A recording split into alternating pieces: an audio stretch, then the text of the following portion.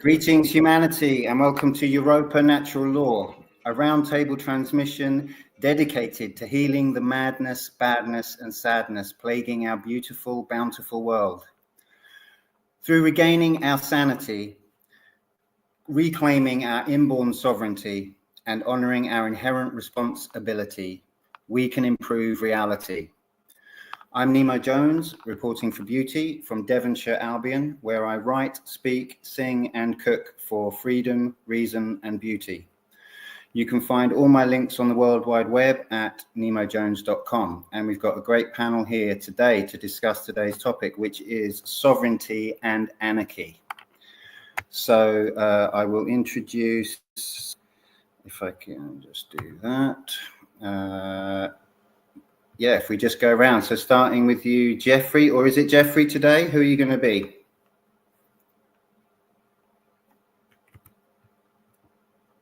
Oh, you're muted, bro. I've been doing that a lot lately.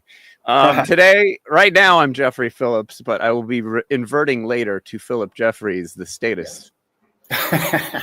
Okay, great. We look forward to meeting that guy. Yeah, hi, I'm Yvonne, and I'm living in Norfolk at the minute. Oh, yes. Chris? Chris Nelson, evolvedconsciousness.org in Canada.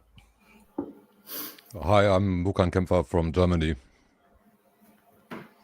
And Derek Balicelli out in France, out with the lights, European nighttime and all that.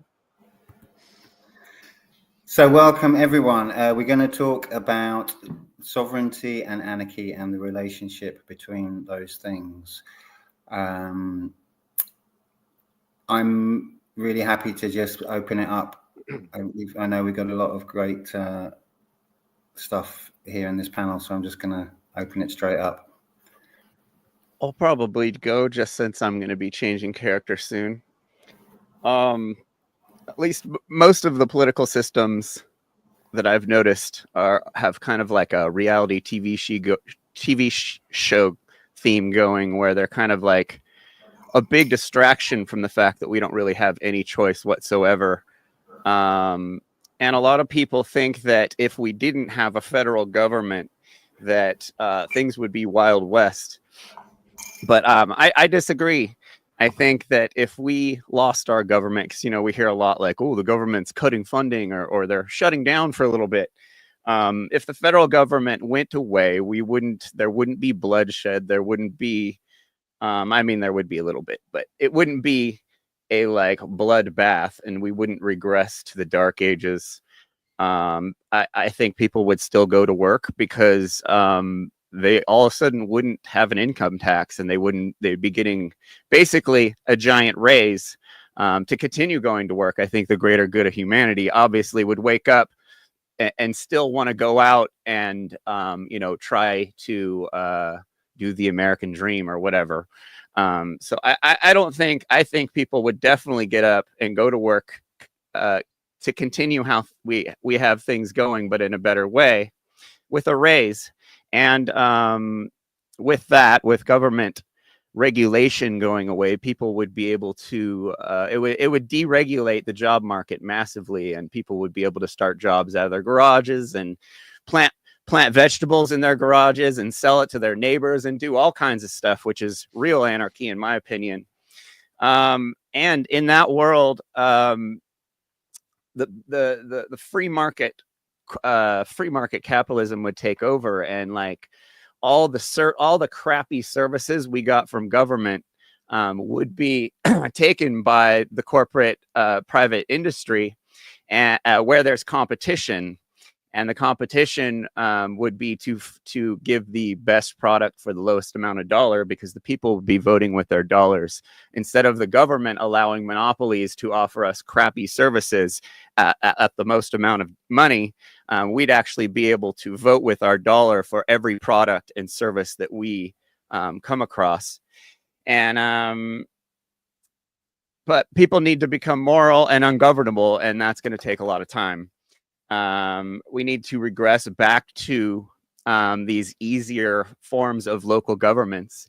If the government disappeared tomorrow, I think all the cities that we have, they're all different flavors of communities, and they things probably wouldn't change that much, but things would definitely get a lot better. And at this point, I'll probably change to Philip Jeffries and say, I believe in the American dream. I want to own property. I actually own a home.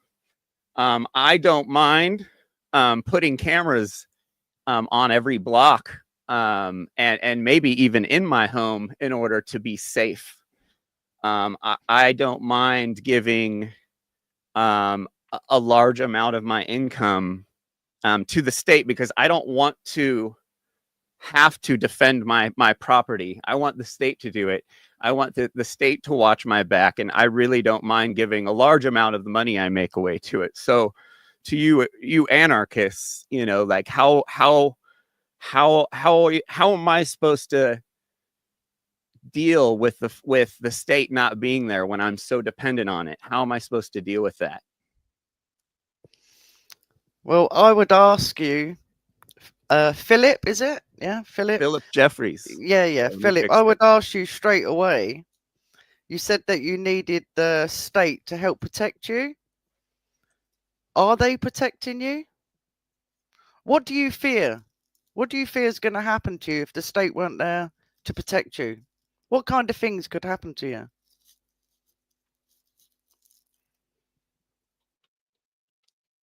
Was that a rhetorical question? Actually asking you, Mr. Phillips. Hold on, I'm changing my name. There we go. What do I fear? I fear my neighbors. I see, I watch the news, and my neighbors look a lot like the people on the news that I don't agree with. So I need the government and the state to defend my home from my neighbors. And how are they doing that? Are they doing it now? How are they defending you? Well, if someone comes on my property, I can call someone to come afterwards, basically, and seek revenge on that person. Not really sure how that helps me in the short term during the time that criminal came on my property to the time the police come, whenever they come. But the state will represent me in court, represent my right to that property. I guess. So your fear is that they might come and steal something from you. Would it cost you any? Would it cost you anything to go through that court process? Probably, but if I'm in the right, my tax dollars pay for that district attorney to go after that criminal. But it still didn't. Yeah. So what's that? You got to weigh up how much, as Vuk's saying, how much tax that it actually cost you in comparison to what the person stole from you. Well, if someone stole something from me, I would just lose my mind. I would just ask if taxation wasn't theft. So, are you being stolen? When I was born, I signed a social contract that allowed all this to happen to me. When I was a baby infant, I signed a contract that allowed all this, and I'm okay with it because of that. And on the news, they and then on the TV and all the media, they're all okay with it there. So I Yeah. suppose it's the same as insurance, isn't it? So That you're is true. prepared to pay the rest of your life just for that one fear that someone might come and steal something from you, which didn't prevent anything in the first place, because they're going to still steal from you anyway, aren't they? Well, the government does great things with that money. They don't do anything bad with it. No. Yeah. No. So This is our first attempt. So I'm just going to jump in. This is our first attempt at having a devil's advocate. And Oh yeah, we had to mention that. It's good. Yeah, I will just say this is, and maybe it's showing a little bit that Philip isn't 100% convinced of his own argument. But, yeah, not easy, I'm sure. But yes, yeah, I just thought I'd throw that in. But yeah, whoever wants to jump in. Well, yeah, question, because yeah, these governmental folks, they think they're slick. You know, they're using mind control to convince us that, you know, yeah, willingly pay our taxes and all this stuff. So it's not theft because we're giving it away. We're complicit to that. So there's like a twist of these things, unfortunately. So yeah, we can't say that they're stealing from us per se because we're actually giving it. We're filling forms and this and that. And we could kind of see that with a robber with a gun to your face and like, give me your money. We have the choice not to give it. There could be consequences for that. But, you know, hey, is the robber, you know, forcing his hand in your pocket and stealing money in that way? Or are they using that, you know, coercion in a sense? It's a lot more direct than what the government does. But yeah, that a lot of, you know, low-time criminals, they're not as insidious as these other upper folks.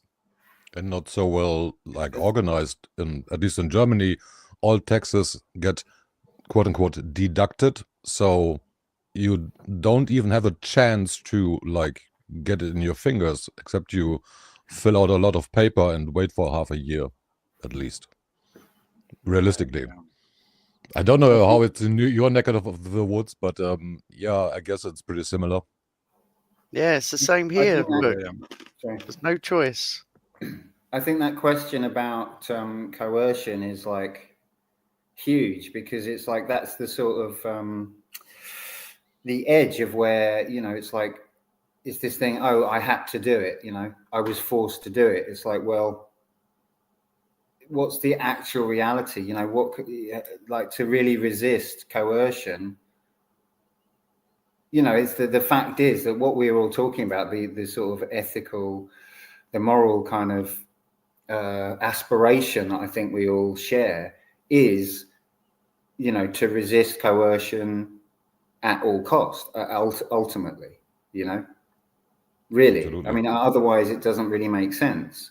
But the way coercion works, it's so embedded and like it's so part of our reality, you know, the water we're swimming in, that it's hard to see it, and you're kind of like, it's part of you, it's part of your own psyche, is this, you know, surrender to the coercion, because it's always been that way. Say no to evil would be another choice. I think a far better choice, because like my father was a historian, and like just take a good deep look into history and show me one good king or one good quote unquote government that really worked. I found it very interesting along the way. Somebody sent me an interesting like article about a time period in Iceland where they have lived for like 300 years in complete anarchy. So in no rulership, like organized tribes like the Native Americans did. And it was very interesting, because then I like remembered the when the big banking crisis was, I think it was 2008, and I was working back then, and yeah, I remembered how big the numbers were they were just throwing around, and yeah, like how much money just got created and it's really just, it is very, very important for us all to understand how money is made and how it's like it's easier than ever to create money. Just type in some more digits, some more zeros before the comma, and it's fine. And the printing presses run all the time, and I think it's very fundamental for more people to really understand how the money system works. I think Henry Ford was it who said, if the people would understand the money system, there would be a revolution before tomorrow morning. And I think that's a pretty true statement, and that's a big problem, and that's just so like interwoven with state, with the religion of state and religions of like cultural religions. And I think it's very important to realize that money is just a subtle like tool of slavery. And here in Europe, you can very clearly see it, that the paper bills have the colors of the chakras, and they removed like the violet chakra like 2 years ago or so.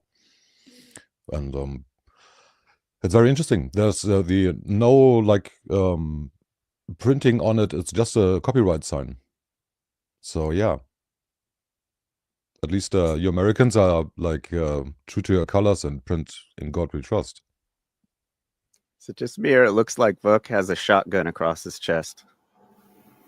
No.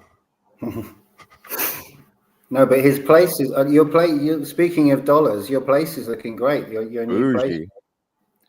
very nice. I like the piano looks good. Yeah, it's a free home on StreamYard. Yeah, okay, cool. Just found it today. Nice. Yeah, our European money looks like the real monopoly money, you know, like in those deviations or denominations, it seems. But yeah, Chris and baby, how you doing? Haven't seen you lately. No, just kidding. Hey, yeah, that's my 1.5-year-old. Just me and him at the house right now. As like I mentioned, something about coercion and the obligation to stand against it. No, that works in what I refer to as the principle of quantity. So it always takes numbers, and right now we all accept, even those of us who know we shouldn't accept it, we still accept it. But it's not voluntary, because voluntary, so there's people who make the argument that it's all voluntary because we're all choosing to accept it. But it's not voluntary, because voluntary from the outset implies that you're not being coerced in the first place.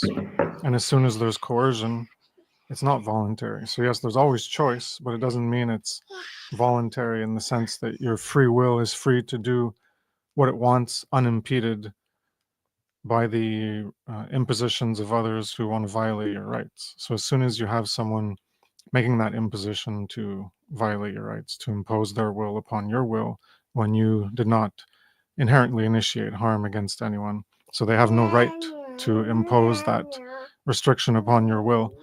Well, as soon as that is done, you're no longer living in a voluntary interaction. So there is no voluntary aspect to it. But there's always choice. You can choose to, if someone comes up to you and says, give me your wallet, or they don't even say anything, they just point a gun at you. And then you're like, well, what? Well, give me your money. And you're like, no. And they say, okay, well, then I'm going to shoot you. And then you could say, okay, well, I'm choosing to give you my money, but you're not living. Yes, you're not living in voluntary interactions with other people, because they're violating your rights. So it's not voluntary. It's not a voluntary interaction. So it's not voluntarious. Yes, hello. Sorry, guys. Yeah, so there's that whole argument about everything's voluntary anyways, but it isn't actually voluntary because there's coercion. And yeah, if we want to, Jesus, if we want to do, It's like my cat. if we want to resist it and not comply with coercion ever, well, we need that principle of quantity, the quantity of people to be on that same size to actually understand what it takes to have true freedom, and that's for all rights to be upheld and the defense of everyone else's rights when there's someone who wants to violate them. Because if you're just doing one part of it, you're not going to get true freedom, because just doing one part of it is okay. I'm not going to violate anyone else's rights, but the ones who choose to violate rights, if we don't all work to our defend each other, then if there's 10 people who go against it and they're going against 2 people, well, then it's 10 versus 2, and then the 2 people are probably going to let it happen because they don't want to lose their life, so they'll give up their other lesser property to preserve their higher property of their life, since life is more valuable than $100 in your wallet or whatever it is, a car. So if you don't have everyone in society backing you, then you're all alone. So if everyone's living as an island, just, oh, I'm not going to initiate the harm, I'm going to respect other people's rights. But if you're not doing the defensive rights and standing with other people in moral unison to defend the rights, then you don't have that missing equation of the principle of quantity and moral unison to stand with each other against an opposing force of another quantity that's contrary to that first part that you want to uphold together, which is not to violate other people's rights, but other people are going to unite themselves on the basis of wanting to violate rights because they can gain an advantage. So they're going to take from someone else, and the reason they want to take is because they get an advantage from it. They benefit from that taking from others. And if there was no benefit, well, then they wouldn't do it. So clearly there's a benefit for them to even bother doing it. I guess unless they're just sadistic and psychotic and they just get the kicks off of hurting other people. But usually people, they're trying to gain something at the expense of others. So that's why you also need, again, that second part of that defense in unison, because without consequences, without direct punishment for immorality, then you're just sending the signal that, well, then you can just keep doing it and doing it and doing it and doing it. Well, what's the reason for you to stop? Well, there's no reason for you to stop when you're selfish and you just want to gain at the expense of others, because there's only a benefit. If there's no punishment for what you're doing, then there's only benefit. So there's only net gain, and you're just going to keep doing it and doing it and doing it and doing it because, well, no one's stopping you. So why wouldn't you just keep doing it if that's your mindset of just gaining at the expense of others and taking what they have? So that's the missing equation, is we have to be morally united together in order to defend not only ourselves, but to defend others, so that when we're in a position where there's a larger quantity than ourselves, that we also get help from that larger quantity so that we can actually keep and preserve our rights and apply punishments so that we can restore true freedom. Because that's what the state of anarchy is the default state in existence is of true freedom. And that's anarchy, where there's no masters and no rulers and no slaves. And it's only when that is, it's only when someone makes the choice of engaging in behavior that will make a false claim of ownership upon someone else's property, and thereby a temporary or persistent act of enslavement to create the condition of enslavement that persists. Then you have the anarchic state is removed, because then you have someone who's saying, well, now I'm a master over you and you're my slave. And that's the default. So whenever there's that violation and that imposition of taking the rights and making a false claim of ownership, that true state of true freedom is gone. And we've been living under that condition for thousands and thousands of years.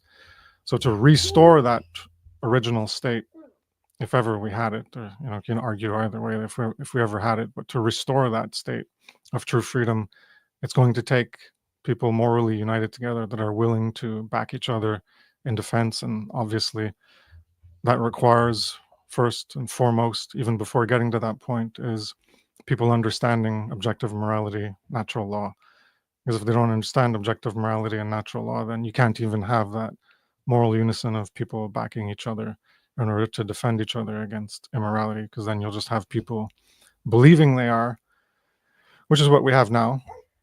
And they're going to be doing immorality, but they're believing that they're being moral. So what you're saying is you want me to not do everything the government tells me to do? Ha! Yeah, exactly. But won't you end up in jail? And isn't that the opposite of freedom? Well, that's why there's choice.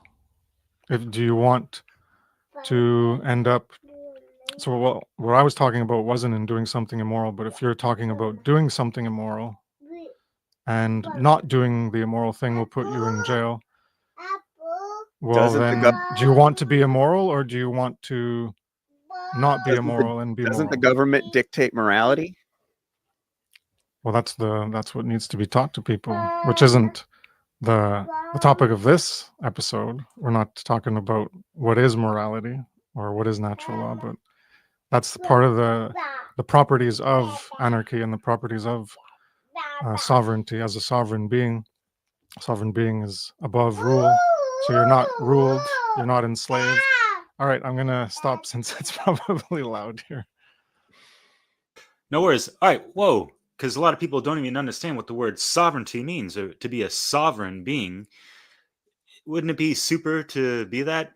Like double meaning, because sauver, super, and reign, regnum, whatever, like rulership.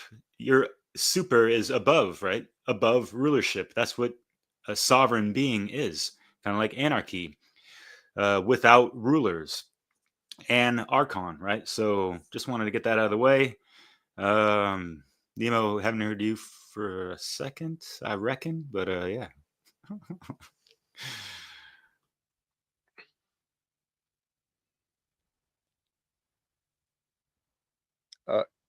You're muted.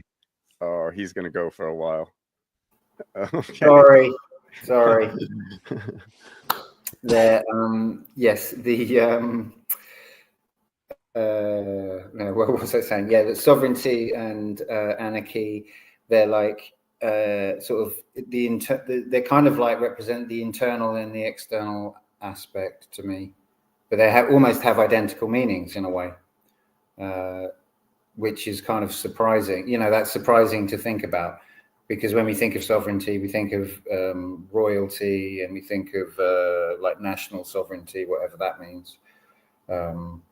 We think of it as like the super, even if it's like the first definition that comes up, which obviously is not the etymological meaning, is something like supreme ruler or something like that, which is kind of related, but it's, there is, because, one is ultimately the supreme ruler of one's own life. So that it's kind of valid, in a way, it's a valid definition, but it's not the actual meaning of the term. But but sovereignty is so attached to these concepts of, royalty and whatever, that to realize that it's almost etymologically, like it's in total alignment with the etymological meaning of anarchy is kind of incredible, I think it's like, that's something so powerful in that, really, because in a way with sovereignty, this fake external sovereignty, of course you couldn't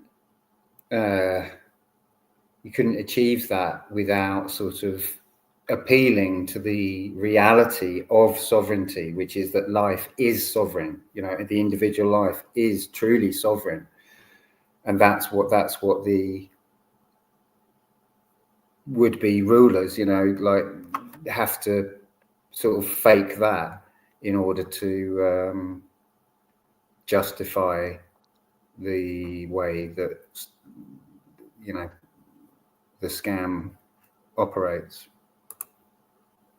I think the scam, how you worded it, is stems from the Hegelian teaching or thinking that the state is everything and the individuum is included in the state, and so the very much like the communist thinking in under Mao, where just like people are just resources to be thrown at something to like get something done, and that is a very distorted way of thinking that many people have like accepted for themselves with this perspective. Let's put it that way, because it's I think it's the complete other way around, and that's the main problem with all like governments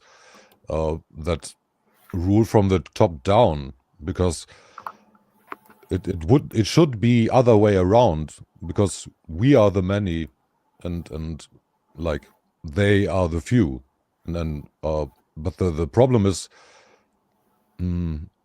we have to like Chris said it, we have to unite at least on this one very point of morality, not to follow orders, not to like condone evil, or to like support it in directly or indirectly through money, for example, or voting or something like that. And yeah, I think knowledge is our best weapon at the moment to really reach so many people as possible, to make them aware. And when I think back, like some weeks ago in Germany, there was a big election, and like 80% of the people voted for their master. And that's shocking. It's really shocking. 80%. 82.5%, yeah. Official numbers, quote unquote. Who gives something on numbers or official numbers? Yeah, I think we learned a lesson, especially on like trustworthiness on numbers, especially from the state and official like mainstream news in the last 5 years. I think that's enough. But if you don't vote, you can't complain. Yeah, we've heard this quite a bit.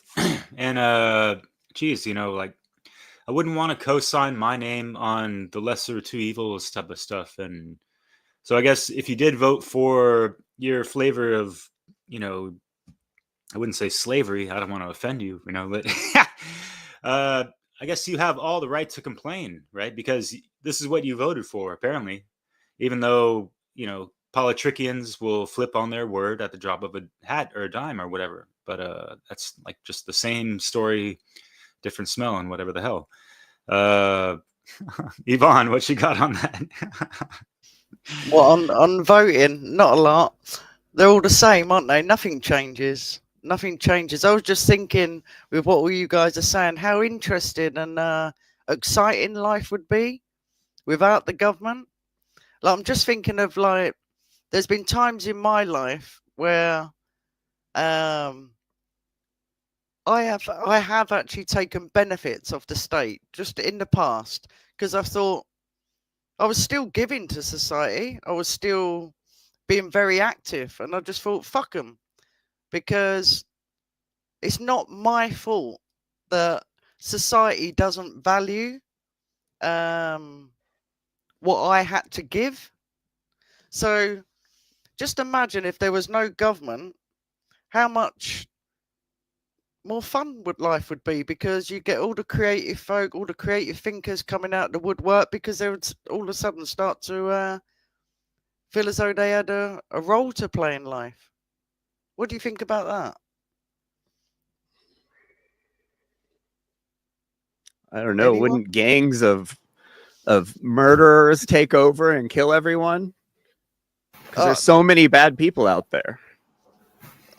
All I've got to say to that, Philip, is fucking beam me up, Scotty, because I'm bored shitless with this. What's going on now? It's just, I'd rather, yeah. Look, I've just got to jump in on that one. Yeah, they already have.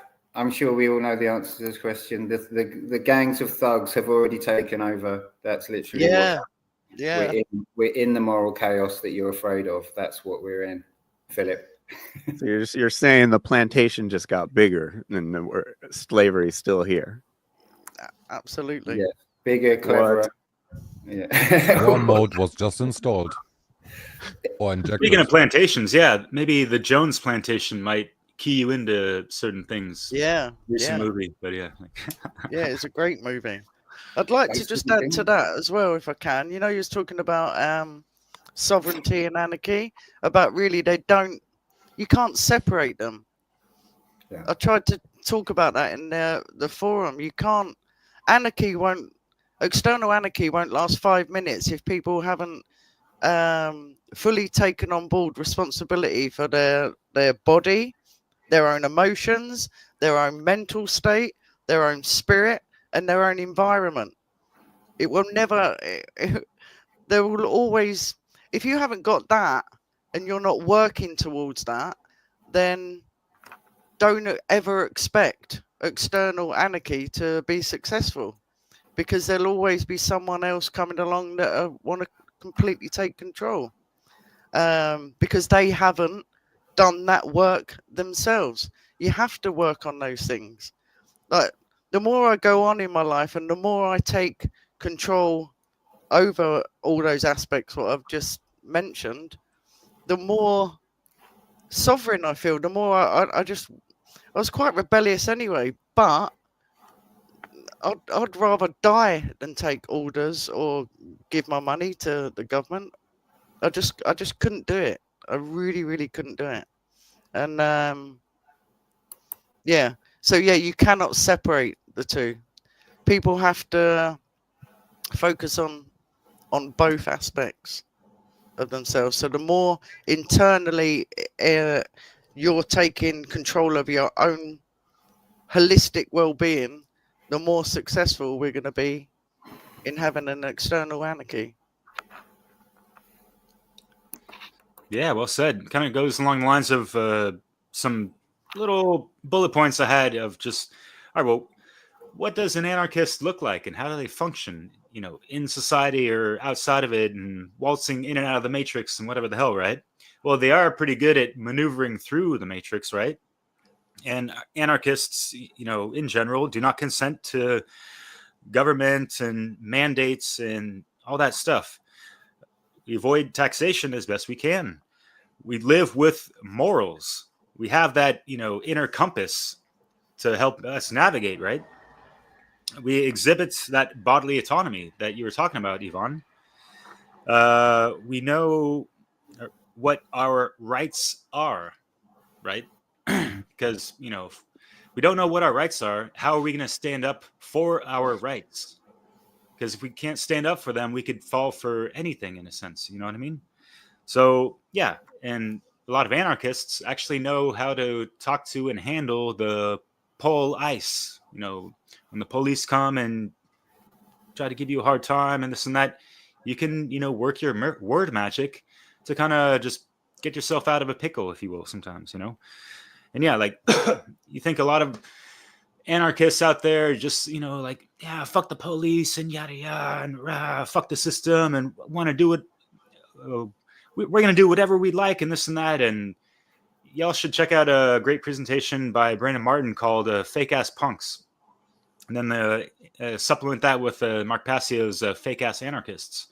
And you'll see a stark difference of, no, these people are just, you know, some punks just, you know, wanting to do what they want to do, have their cake and eat it too, and act like, you know, their shitty behavior doesn't come with any negative consequences, that kind of stuff. They just want to, you know, like, leave me alone, police, and this and that. And like, there's no focus on what you're talking about, Yvonne, of like that self-mastery, you know, trying to live in by that golden rule of treating yourself properly, and, you know, same with other people and animals, right?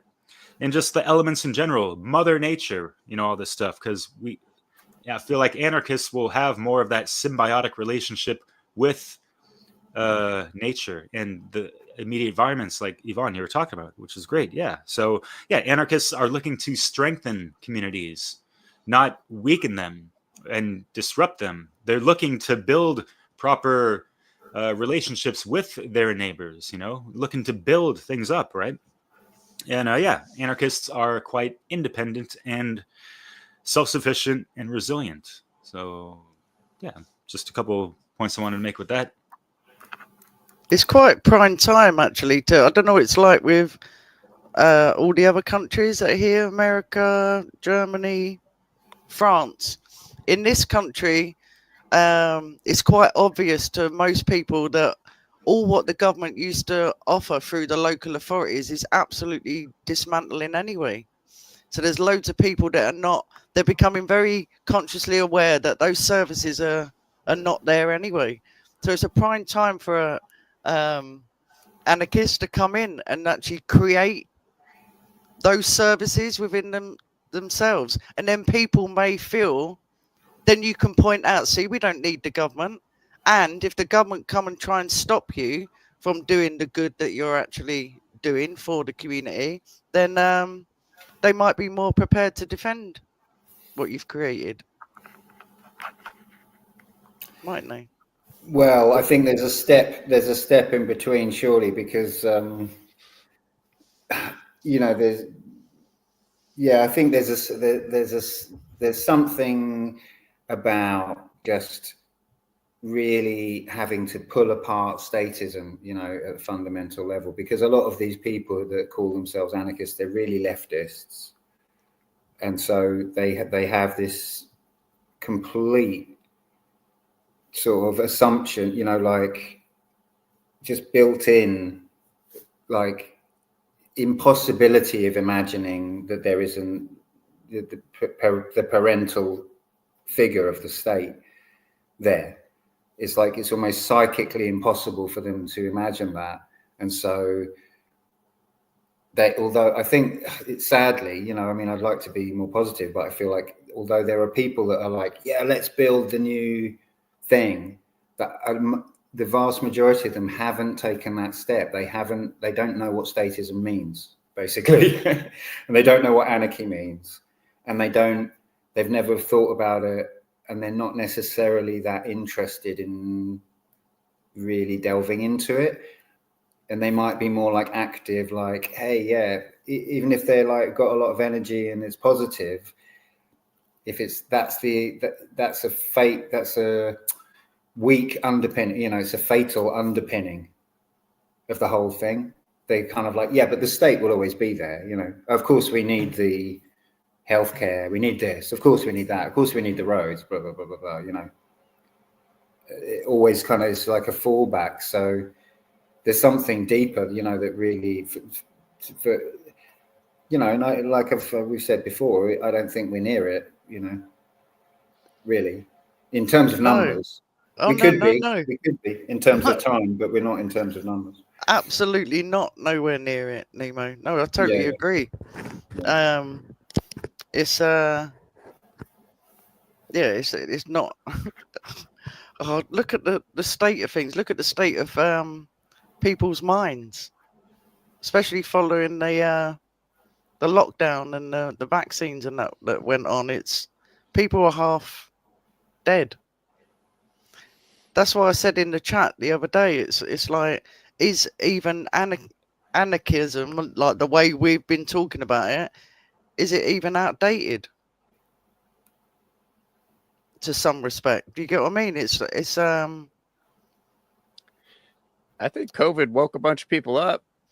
Yeah, okay. I don't think they could pull it off again in the same way, that's for sure. Yeah, there is that possibility, but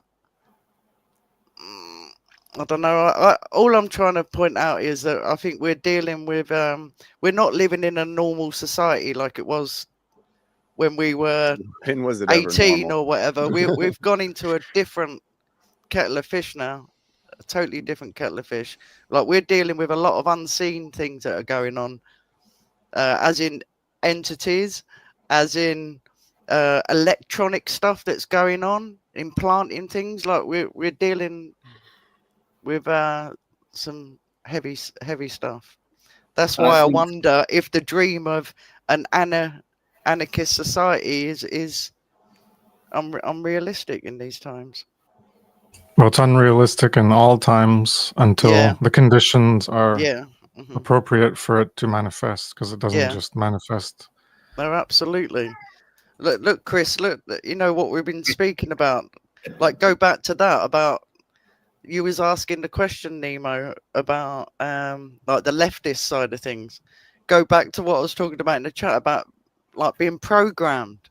That's what the problem is, isn't it? People don't realize that we are very programmable, including myself. Up until like I thought I was pretty free thinking until a couple of days ago, and then I just thought. No, honestly, I actually woke up in the morning and I thought, right, after my chat that I had, Derek, yeah, I woke up in the morning and I thought, right, I'm going to do this today. And then I realized 15 minutes later, I still hadn't got out of fucking bed.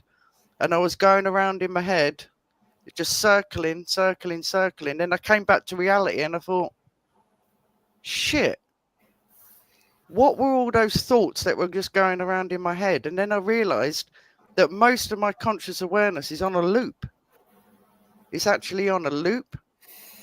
And it took me so much self-discipline. That's why I said on the chat, it was like a helium balloon. And I was trying to bring that first thought that was actually going to fucking get me up and going, to bring it down. It was such a hard thing to do. So going back to internal like monarchy, that's probably going to take me, if I've had like 50 something years of programming where I've gone round and round and round in a certain loop, so I'm going on like automatic pilot, I'd say 50% of the time. Some people are 100%, yeah. Then how long is it going to take me, that someone that I would say in the scheme of things quite free thinking compared to most people, that's going to take me ages to even master anchoring my own thoughts. Just throwing that out there. You're such a doomer, Yvonne. Ha! Yeah, so fucking negative. No, I'm actually like being positive. Yeah, I'm keeping it trying to real. say, yeah, I'm trying to say is that's what before external anarchy in the collective's even possible, then we need to even face how programmable we are and how much we are going around in a loop, most of us.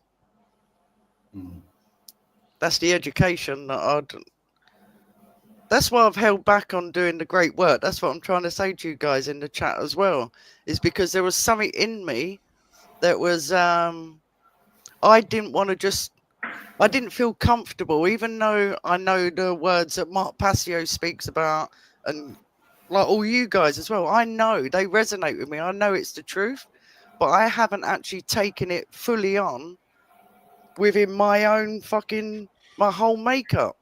So Yeah. as a truth seeker, I need to speak the truth from me. Otherwise, I'm just fucking being another religious. Do you understand where I'm coming from? Yeah. No, that's Yeah. good. That's a really Yeah. good sign. Yeah, it is. You know, because Ding! most people will take that information and go out and start a bunch of podcasts and start teaching people. And it's like, wait a minute, you know, like you got to practice it in your life. Yeah, no, for absolutely. a while, you know, maybe that's why people are not listening so much, because it's not coming across as like not demanding, but authentic. Yeah, because it's just being mimicked. Exactly. And it's been mimicked for like a while, and that's kind of what at least the freedom / natural law community, you know, where we have a creativity problem and a procrastination problem pretty badly. And that's been holding us back for a while because, you know, Mark is dope, but he's got a very dated technique, you know, and it's good for if you really want to dive deep, but it's very, you know, we're in the TikTok generation these days. We need to take things down a notch. So yeah, it's a big creativity problem. That's the biggest problem I see is, you know, we got all these people that are lined up who want to go do great work and want to go do this stuff, but it's like, fuck, how do you do it? You know, outside of just, you know, and it's like, because we're looking in this, oh, I need to start a podcast, I need to do a presentation, you know, and it's like, no, you need to just start doing it in your life, and you need to, you know, be continuing the shadow work to unlearn these things, and it's shocking. You know, I'll catch myself sometimes. I'll say something, or Allie will catch me sometimes. I'll say something dumb as shit that I don't believe in, and she'll be all shadow work, and I'm like, oh shit, you know, we do. And it's like, even, you know, after all these years, I'll still think these dumb religious government media implanted ideas about people. It's the whole like fearing your neighbor because the media told you, and that's why you don't start a community around you. Therefore, you can't practice anarchy, and you know, we can't do these baby steps we need to do to start getting rid of the mindset of needing a federal government. That's why we can't have nice things. No, just kidding. Yeah, seriously. But going back, yeah, I feel you, Jeffrey. Yeah, for sure. And yeah, there's too many people. They learn something, they're all gung ho about it. Oh, I gotta, you know, spread this out and put it on my channel and this and that. And yeah, you got a lot of people nowadays that are monetarily motivated to do that because they're getting money off of this stuff. Yet, you know, they're putting the cart before the horse as far as, you know, knowledge and proper wisdom of their life experience and implementation of these things is considered and really processed. And yeah, like Yvonne, it's a process. These things take years and ages for sure. Yeah. And so doing that process of deprogramming yourself and reclaiming the inner government of yourself, controlling your mind and not letting the exterior gubernare control it and all that stuff, which Chris knows a fuck ton about and done plenty of presentations on. So yeah. The pursuit of money really screws up activism. Unfortunately. Yeah. Almost as bad as anything can. Once you start, I've never, like, activism should come from the heart. It shouldn't be something you want to make money from, unfortunately. But when people do get big enough, it is very tempting to not depend on your following for money. But once you start depending on your following for money, you start having to cater to that group, and you lose yourself and your message to the catering. And I've worked for like a lot of indie media outlets, and I've seen this happen over and over again with celebritarians and stuff. People that will get a popular video, and all of a sudden they'll be really popular in the movement. You know, and then they start trying to make money, and then they either put out too much content, they dilute their message, or they completely change their message to something mainstream because the popular opinion is, you know, like, you as an activist, you want to get your stuff out to the most people, but the most people, you know, don't really want to hear your message because you're teaching them something different. So you can't start catering, and you can't. The money thing really starts screwing with things. And can I clarify? Are you Jeffrey or still Philip? I'm Jeffrey. I've been back for a little bit. I switched my name. Jeffrey, like, clarify. There is a distinct difference, isn't there, between activism and anarchism? Yes, there is. But external anarchy, you know, you can't really be an anarchist without doing activism at the same time. But yeah, activism like this. Just like you can't be vegan without being an activist at the same time. You're just plant-based. You're just a plant-based fad dieter. You know, veganism is a lifelong commitment to animals. It's a different. It's not just a diet. So, you know, without leading by example and practicing what we preach, you know, what good are you as an anarchist, really? Yeah. And that's why, you know, we go back to the two-party paradigm, and, you know, people not representing what they believe in, people representing what their party believes in.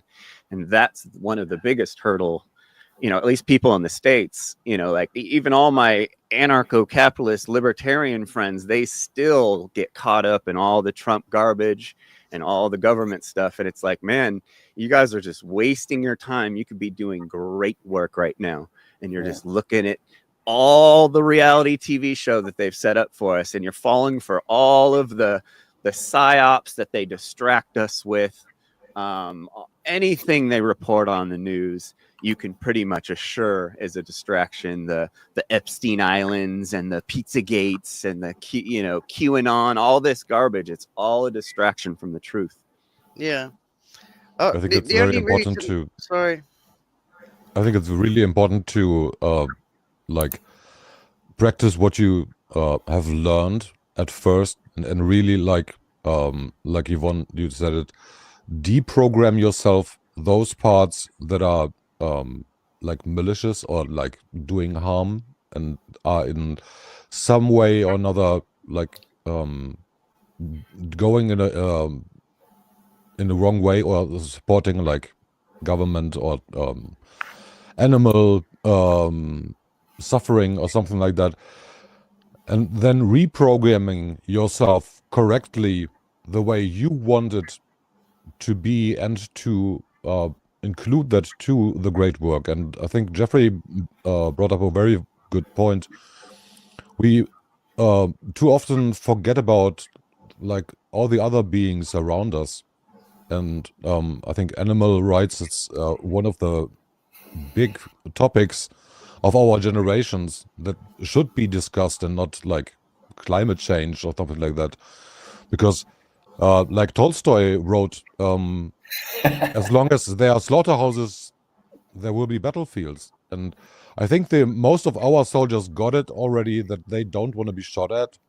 So why can't we expand to like, don't shoot anybody, including like animals and all the other beings around us, and really that's the teaching of the law of one. Really try to see the creator in every being, in everything that surrounds you, and treat it as such.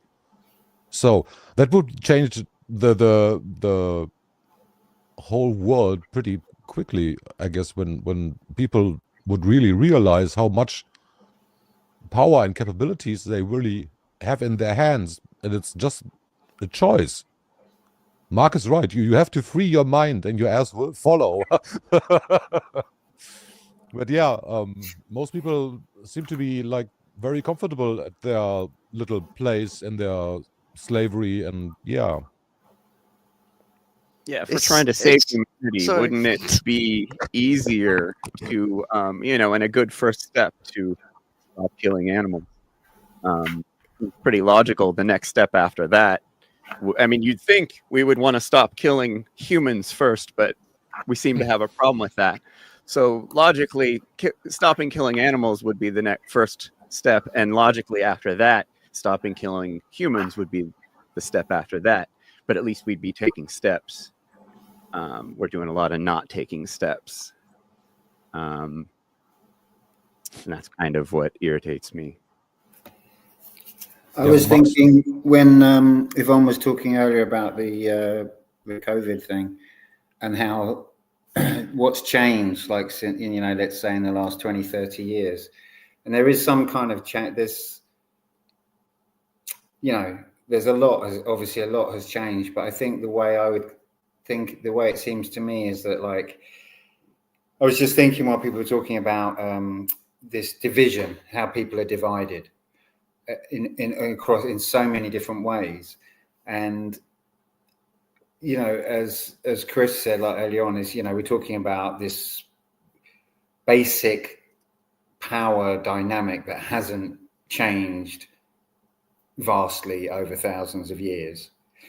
And I'm wondering if, like, there's ever been, if like the powers that shouldn't be, whatever, have ever achieved this level of division or anything like it. Because to me, it's insane how divided people are on so many issues, that it's almost difficult when you meet someone to kind of like, you're like, oh, am I going to bump into that? Am I going to bump into this? What do they think about that? And all of these things that really, they're kind of like belief systems. And they, like what Vuk was just saying, feels like the solution, is to really get open, and like to the reality of. I don't want to sound too too woo woo, but it's these kind of limiting beliefs that are really like dividing us, and if we look at what a belief is, it's something that's kind of understood. It's something that's accepted as true without being verified, basically, was one way of thinking about it, I guess. And I feel like the people are walking around with not just really strongly held beliefs which aren't verified, but they also strongly conflict with a way that someone else has been programmed. And that's all deliberate, and it's like multifaceted, multi-layered. And yeah, I don't know, I was just reflecting on that, like where we're at now, in this moment, this age. That's a big part of it, I think. Man, I'm in a deep rabbit hole right now researching the Old Testament and the New Testament about vegetarianism in the Bible, and it's hilarious because James, the brother of Jesus, James and his parents were vegetarian. There's a lot of revisionism, I guess, going on now. Looking at the Bible, there's a load of vegetarian and vegan stuff in the Bible. Anyway, James, the brother of Jesus, was vegetarian. His parents were vegetarian, and so the Apostle Paul was the guy who wrote the Gospels for the New Testament, and he was talking. There's actual like a couple paragraphs in the Bible where they're talking about, whoa, the Essenes, they don't eat meat or dairy or anything. Like, those guys are fucking crazy. And the Apostle Paul was like the kind of new ager, kind of trying to change things. And he's like, no, we're going to tell everyone it's okay. Don't get mad at your neighbor about what they eat, like all this stuff. Because in the past there were, in the Essenes, they were, just a little bit of information I found out recently. There's the whole, everyone thinks that Jesus ate the Passover lamb, but Jesus was actually Essenian, and the Essenians were vegetarian, and they did Passover the day before, which the Bible backs up because Jesus was killed on Passover, and he had the final Passover, the Essenian Passover, the vegetarian Passover, the day before. But anyway, yeah, they're arguing about the same shit 2,000 years ago that we're arguing now about. And I'd imagine it was even more extreme back in the day because it was more life or death. We're very comfortable, in our lives these days, complaining about stuff. And, if you complained about your government back in the day, they'd chop your head off. So I would imagine there's more division now or back in the day. And people, I'm on the opposite. I like how doomy Yvonne is, because it's like the balance of, I'm on the balance because I'm very optimistic, but I think we're gonna figure everything out eventually. But yeah, I'm very positive, Jeffrey. I know you are. You're just very doomy on the podcast. Right, sorry. Yeah, maybe. No, I used to be very doomy. It's kind of a rite of passion, rite of passage. Jeez. Rite of passage once your eyes are awake to kind of go through several stages. You go through the kind of Dunning-Kruger effect, where and along that way it gets doomy, and you kind of like you're like, what am I even doing any of this for? Why am I even spending my time alive on this planet, my short time I have here, putting all this effort into this seemingly impossible job. And that's where Mark's at. Mark's in the same place right now. It seems like he's just like, man, should I even keep doing this? And it's funny because Mark kind of has that Apostle Paul. He's like, he tells everyone, he's like, oh, well, I don't mess with, like, it's cool if take the time of vegetarianism and stuff like that. It's just funny to seeing the parallels. I'm not like a religious guy really at all. I've just gone on a biblical rabbit hole, and it seems like to me so far the Bible is just kind of teaches you how to not get duped by the Satanists. But man created the Bible and the New Testament, and so it's been messed with a lot. And there's a lot of BS in there, and a lot of people's misinterpretations. But it's very weird. I don't know, just in a place in my activism and just research, like being into looking at this type of stuff, and it's been getting into the occult and doing all this kind of deep dives on all this weird esoteric and exoteric stuff to see where it all came from. It's definitely been the most eye-opening phase of my activism, and I was radicalized pretty early on, in like the early 2000s. So it's all we just got to keep learning, and we got to not forget that we need to ourselves be fixing ourselves at all times. Just because we've watched a million Mark Passio videos doesn't mean we've done 1 minute of shadow work. Shadow work is not fun. It's not fun, and it takes a lot of time and effort and motivation. But yeah, there are definitely different phases, and being doomy is totally okay sometimes. We got to balance, everything. Life swings. Life is a balance. And that's why, like a lot of people criticize my show because we do a lot of conflict resolution, and we do a lot of kind of forced shadow work and criticism. But I just feel like, I'm just bringing balance to the nonsense. And the podcast is open, and anyone can come hang out and talk, just like this one is basically. And that's I don't know what I mentioned in my my StreamYard video. Like this format is so important for the future. I think we're all dabbling in it, using it now, but this format hasn't really. And the open live podcast, that format is so valuable to what we're doing. Taking advantage of this, and we are able to do this. Is millions of dollars worth of technology 10 years ago to do this kind of thing, and we got to not take it for granted and not forget of how important and amazing this technology we have is. This is better than Facebook, better than any of the social media. Doing this kind of stuff is really, really important. Mm-hmm. Everyone should start their own show. Chris, we haven't heard from you for a bit. Do you want to say anything?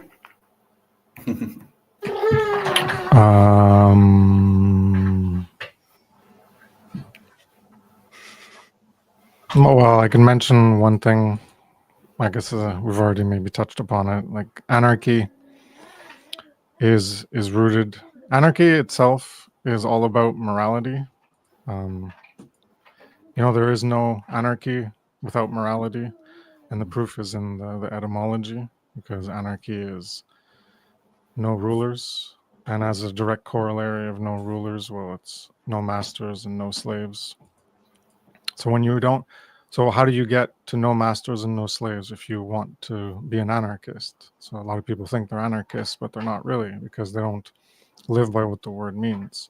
So to get to no masters and no slaves, well, how are masters or slaves created? Well, that's behavior. And again, that's making false claims of ownership. And if you repeat those false claims of ownership, well, then you're living in persistent enslavement. So then you create slaves where you think you directly own other people, and then you make them work. And all you do is like clothe them, feed them, give them shelter, and then you make them do things, and then you reap the profits of their labor. The fruits of their labor are yours. And you impose your will upon their will. That's like the extreme version of slavery that most people define as slavery, and they don't understand that slavery is actually a matter of degrees, and that's just one of the worst degrees of it. So if it takes behavior to create the freedom, or it takes behavior to create the slavery, and if you don't have the behavior that creates slavery, then you don't have the masters or the slaves. And that means that all of this operates within the law of freedom. And the positive side and the negative side is the positive side is, well, you create the freedom, or you restore freedom through the absence of creating behavior, which creates the opposite of freedom, the negative polarity of the law of freedom, which is creating enslavement, that negative side. So when you have behavior that is absent of creating that negative side, which is engaging in immoral behavior that creates that slavery, well, then you end up with the restoration of true freedom. And all of that is contained within anarchy, which itself contains morality, because morality is a component within the law of freedom, because that's what your behavior is that creates within the law of freedom that can't be violated. You're operating within it no matter what you do in your behavior. It's just, what choice are you going to make? Are you going to choose to operate within the positive side, or are you going to choose to operate within the negative left hand or positive right hand side? And as a result, well, you're going to create that condition, that resultant state of true freedom, which is the state of anarchy, which is there's no masters, no rulers, and no slaves. So all within anarchy is the philosophy of true freedom and the law of freedom and natural law and objective morality. As above, so below. Don't ya know?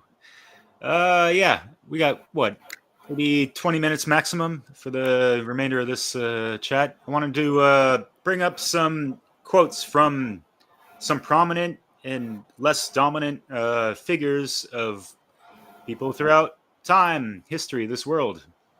So, you guys mind? Do it.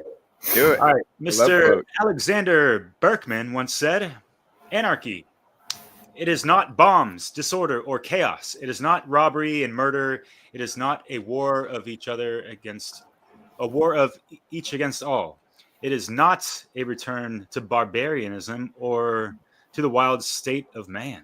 Anarchism is the very opposite of all that shit." We didn't say shit. Right? Remix that shit.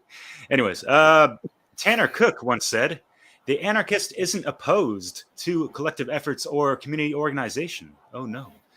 The anarchist only acknowledges the base unit of all collectives. The individual is not lost or forgotten. You know, they're not assimilated into this civilian status, right? Yeah, so the individual is not lost or forgotten amongst the crowd.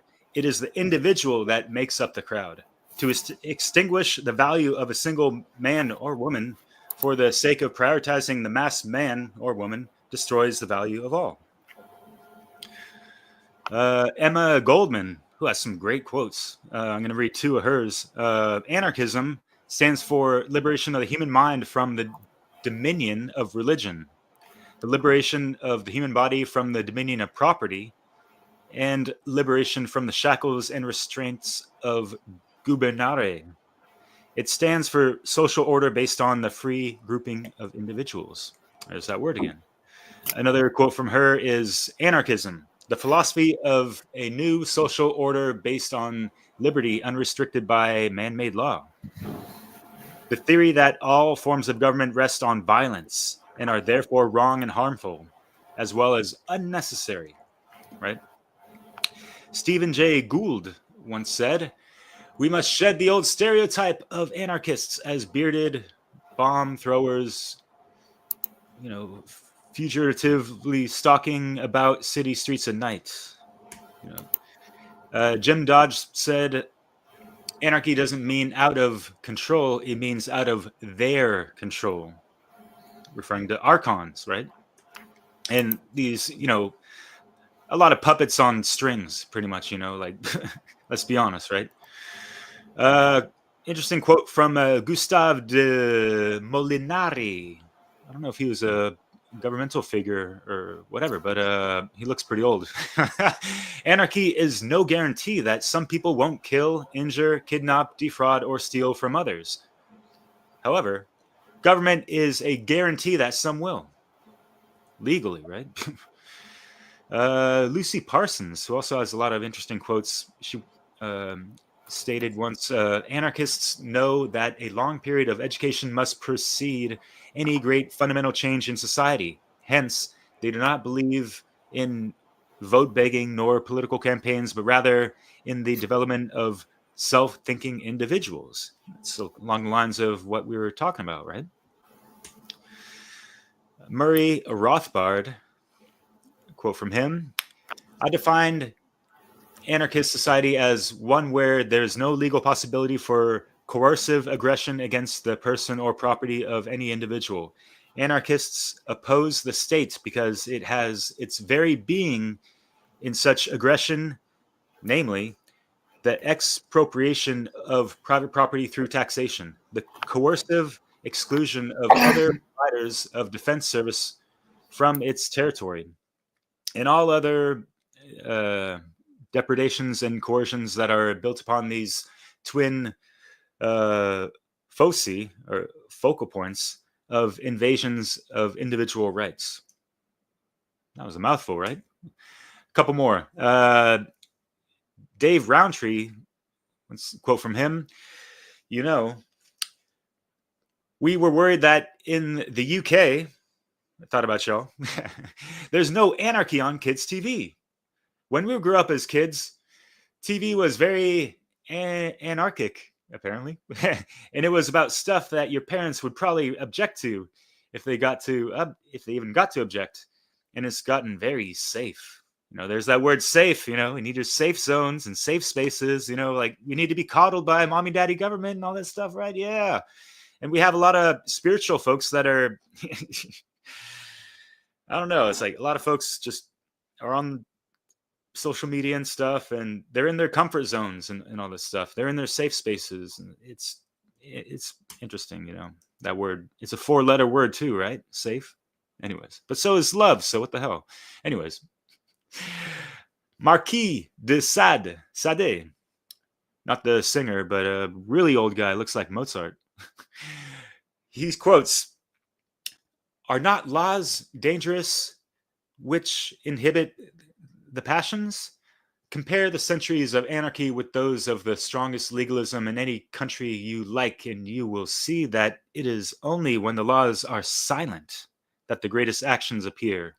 Meaning, like, there's no man-made laws impeding greatness from people. And there's that word great again, like MAGA, make America great again, toted by a bunch of people that lack greatness within themselves. And they don't live great lives. They're not doing the great work. So what kind of fucking, country do they think they're going to build up to be great when they don't have the greatness within themselves, right?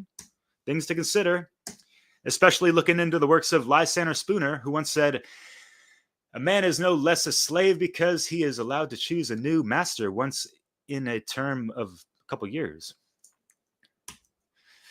J.R.R. Tolkien. Gotta love that man. "My political opinions lean more and more to anarchy. Philosophically understood, meaning abolition of control, not whiskered men with bombs." Yeah, you tell it, Hobbit Master. Leo Tolstoy, great author. This guy's classic, right? I'll end it with this, probably. Once said, probably in one of his books, he has many, which are great, and he advocates for vegetarian veganism and all that stuff in line with natural law. Quote, "The anarchists are right in everything, in the negotiation of the existing order and in the assertion that without authority, there could not be worse violence than that of authority under existing conditions. They are mistaken only in thinking that anarchy can be instituted by a revolution. To establish anarchy will be instituted, quote unquote. But it will be instituted only by there being more and more people who do not require protection from government power, and by there being more and more people who will be ashamed of applying this power." And that goes along the lines of what Chris Nelson was talking about in regards to, yeah, we need that. We need numbers. We need that collective aggregate on our side that are boycotting and banning the coercion and being non-complicit, right? They're not on a date with man's law, right? No mandating, right? Fuck that shit. Goes well beyond the 4B movement. Fuck that shit too, you know? Like, Yay. Yeah, great quotes. The one from Robert Hicks I posted today would be a great addition as well. And I thought of one quote from Gandhi. I think I don't get it correctly from my mind, but you serve a evil system best by adhering to the laws and the decrees. An evil system does not deserve such an loyalty or allegiance. And a good soul or a good being would resist with all their powers to that system. And that is the other side we have to see. And when we just take a look around, and what do we see? Most people are feeding the beast, not consciously or unconsciously or subconsciously. I don't know, but the programming is definitely a big thing we quote unquote humanity has to tackle, definitely. And I think at least from my experience, the disassociation from harm they are causing, especially from like bureaucrats, like desk perpetrators, for example, how they're called, the who rule from the desk and do violence from the desk by signing paper. These are the true, like, not see, the ones that do not see the harm they are doing. The Nazis, they can't connect the harm they are doing, they're causing, to their like signature, because my boss told me so. So no, and that's a big problem. This disassociation and the whole programming, and it's especially here in Europe, it's very deep. It's really deep, and I think Yvonne, you touched on the parental issues. There's a lot of trauma work and shadow work to be done on a lot of people here in Europe, especially with this parental issues. On the topic of parental issues, too many people vote and want their masters, but I'm still hopeful. I think that many people in Europe are more and more getting it, and yeah, maybe we can see it and work on it for a change. But I think it will be a roller coaster ride for sure. But yeah, let's go. Yeah, if the military defended freedom, they'd be attacking our government, you know.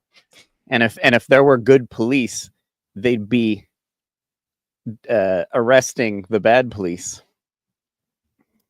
Unfortunately.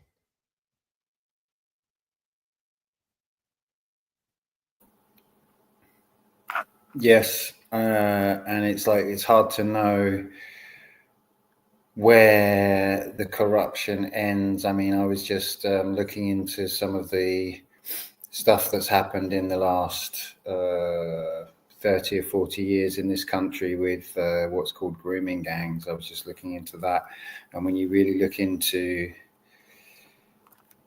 the reasons, I'm not really, things like that, things that kind of are allowed and then things that aren't allowed, you know. It's like it's quite interesting to really think about how far those the wrongness goes and the actual behind the curtain kind of motives for some of these decisions.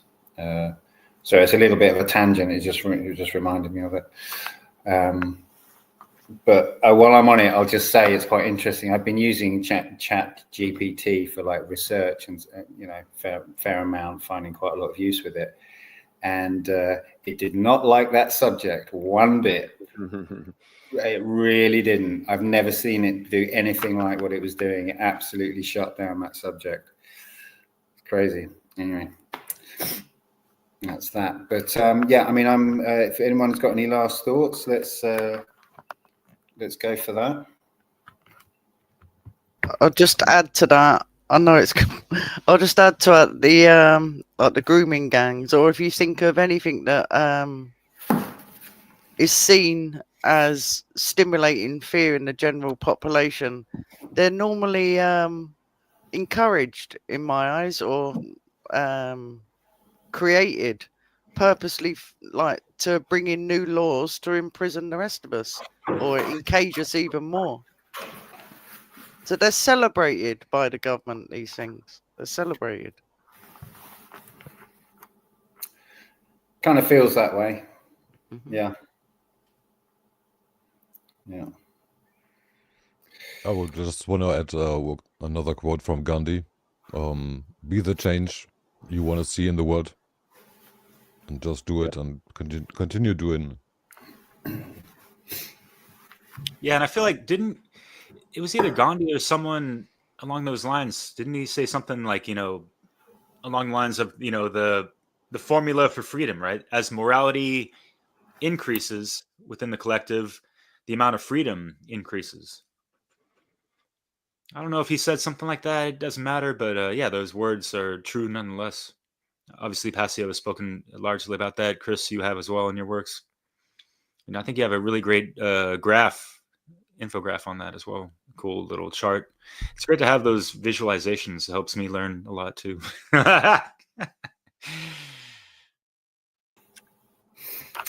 Cool. All right. Well, I guess I'll wrap it up. It's been a great chat. Thank you so much, all of you, for joining us. Does anyone have anything they'd like to tell us about channel-wise, that kind of thing? My podcast is on later today for you guys. You'll probably be asleep, but 5 p.m. Pacific, pretty much every Sunday. Yeah, it's open and live, so anyone can come up on it. We welcome conversation and criticism and all that fun stuff. So if you're not into sleeping, come hang out. And I'll add that into the show notes. I haven't done that yet. So Thanks, could you send a link over on the show chat or something? It's youtube.com/@JeffreyPhillips or search VGT Live Podcast. Right, yeah. And I got to add that to our tap link as well, Europa Natural Law tap link. You can find all our works and channels and platforms on there as well. The Telegram group chat, if you guys want to join, those out there listening, want to pop in, say hello. Because, yeah, it's a daily type of thing. Just text in, trying to collaborate and just, educate and learn more, get our knowledge of these things more refined, So, yeah. Thanks for listening out there. Do it for yourself. Do it for this world. And, hey, even do it for the Shire. Do it for the Shire.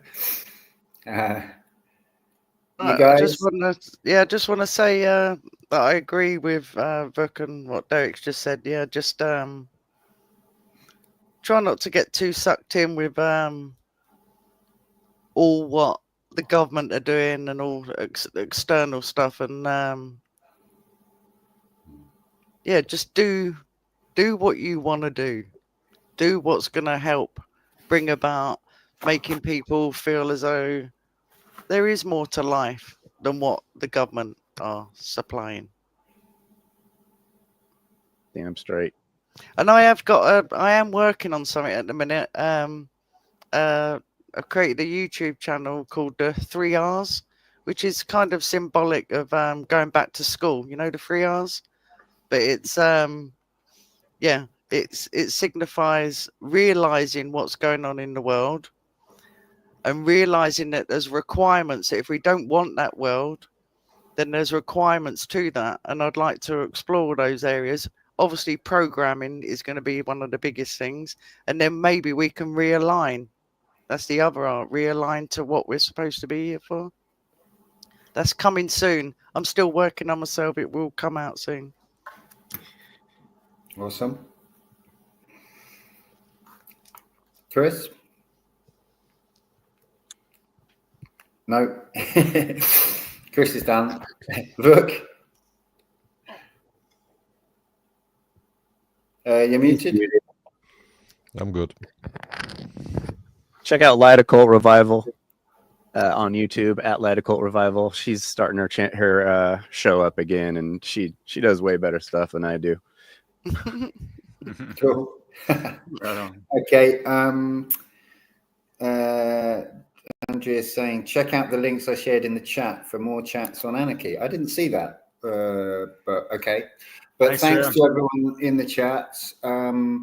Please remember to share, like, subscribe, comment, all of that. Smash good that like stuff. button. Smash the buttons. Smash your computer. Smash it hard. Let's go back to the woods.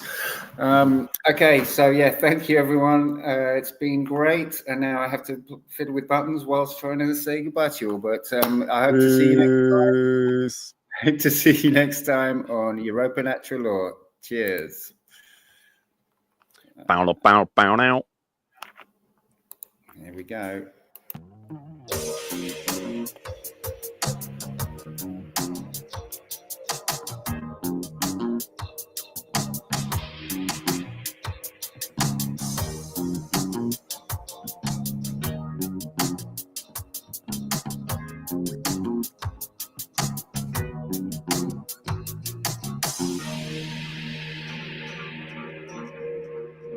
That was fun.